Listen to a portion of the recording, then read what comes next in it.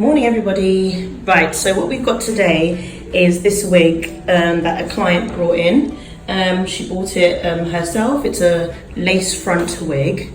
As you know, they come quite bulky in the front.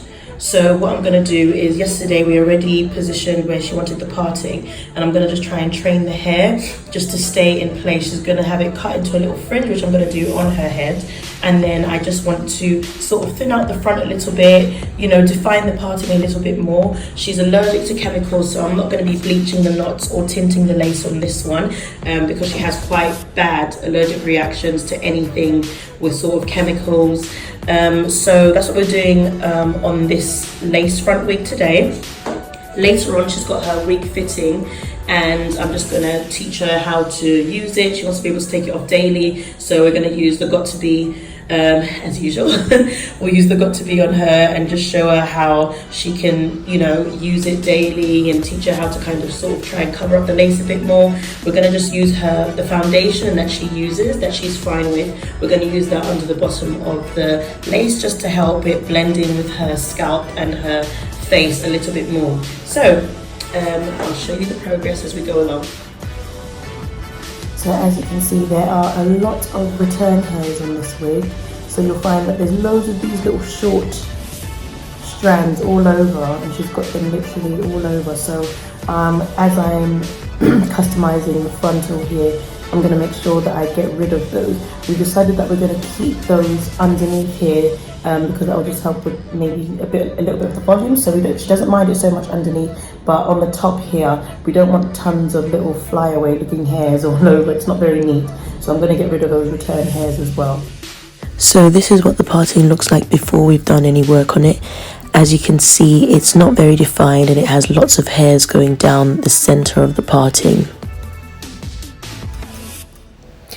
So right now I'm just wetting the hair because it makes it easier for me to work with, and I'm combing it down. That will just help to separate the hair where I'm going to start working on the parting. So I just comb the hair to one side, and then I clip it down, and I do the same on the other side. That will just separate the hair, and then I'm ready to start plucking along the parting just to help it be a little bit more defined, as I mentioned earlier. So what I'm going to do is get my tweezers and start plucking. You just want to make sure that you're really careful when you're doing the plucking, and you don't end up plucking the lace and putting holes in the lace, which will ruin it. So I'm just going to get on and just keep plucking away.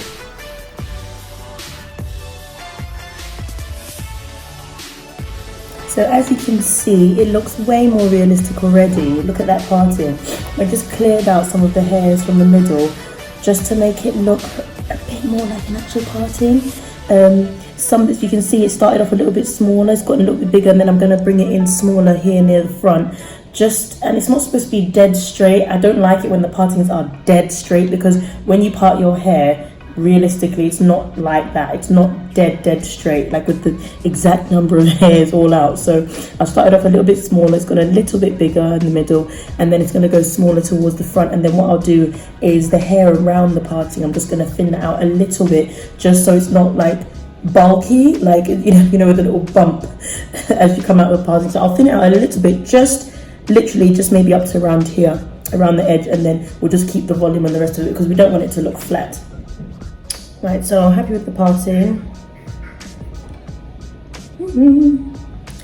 Now that that's done, what I'm going to do is I'm just going to take a little tiny section, really thin slither over here, and I'm just going to thin out, like I said, the hairs just around the parting, just a little bit.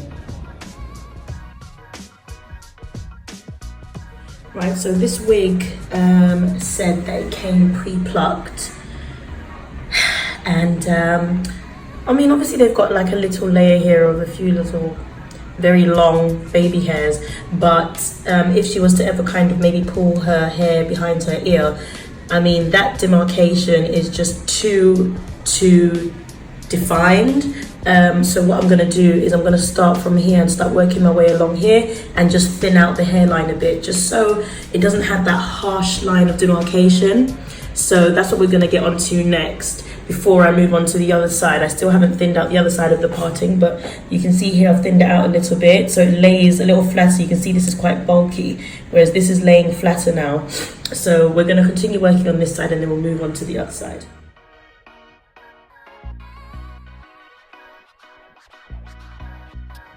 Right, so as you can see, it's already looking much better. You can see there's a bit more of a flow here compared to here. Can you see it's still really dense over here? The only problem is right here, they've knotted these hairs going forward. So you can see when you try to push the hair back, it's causing a bit of a lump as it's trying to come back. It's not sitting as flat. These ones seem to have been knotted backwards while these have been knotted forward. When these have been knotted sort of coming down this way. But we'll make it work. I'm just going to start thinning this part out now, but I just wanted you to see the progress and see the difference between here and here. So I'm just going to keep going and keep going. Right, we're moving on to the next side now. So we've done this side. I just want you to see the difference between this and that. You can see this is still really bulky, with again that really defined hairline that they do. But look at this side. This side is just a better transition. It's thinner at the front and it gradually gets thicker. So that's the look we're trying to achieve on both sides. So we've done the one side, you can see it's even flat here. So this definitely, we need a lot of the bulk taken out of the top there. And I feel like this side is even bulkier than the other side. So we're gonna do the same on this side so that if she chooses to tie her hair back or of her face, then it doesn't look like this. So we're getting there, people, we're getting there.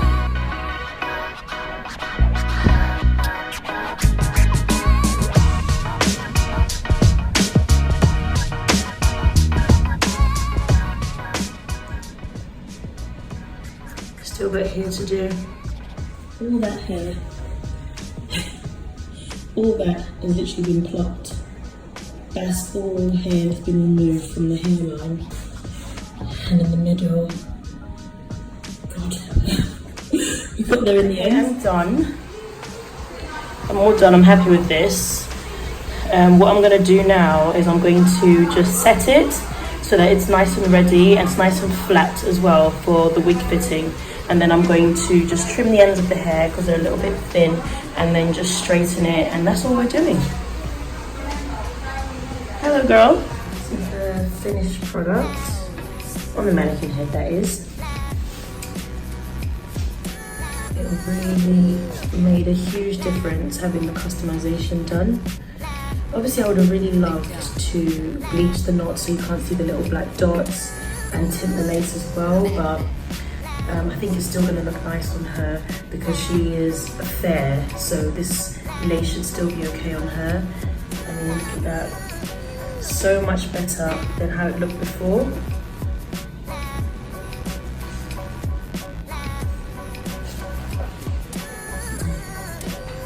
Inches, or is it 22? It might be 22.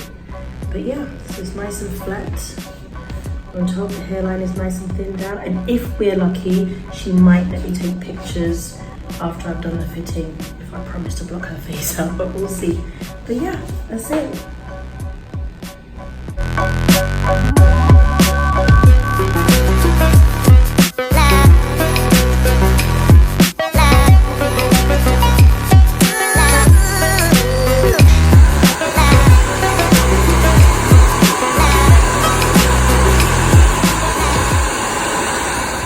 And here's the final look, guys. We use the Got To Be Glued spray to stick the hair down. It's all nice and sleek. We just straighten the hair using a GHD Pro straighteners. She's feeling herself. She looks really good. Thanks for watching, guys, and hopefully I'll have another one of these videos for you soon. Bye.